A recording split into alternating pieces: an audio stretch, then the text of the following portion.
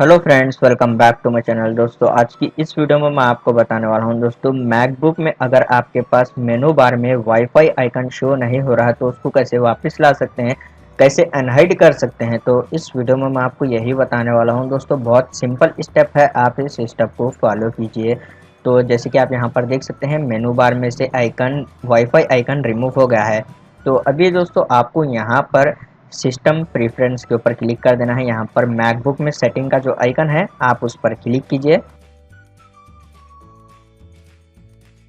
Okay, तो जैसे कि आप यहाँ पर देख सकते हैं, यहाँ पर क्लिक करने के बाद आपको यहाँ पर नेटवर्क के ऊपर क्लिक कर देना है। फिर आपको यहाँ पर आप जो भी वाईफाई यूज़ कर रहे हैं तो आप उसको सेलेक्ट कीजिए।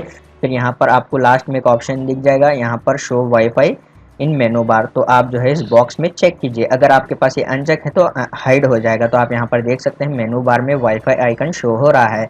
तो इस तरीके से आप इजीली मैकबुक में वाईफाई आइकन हाइड और अनहाइड कर सकते हैं।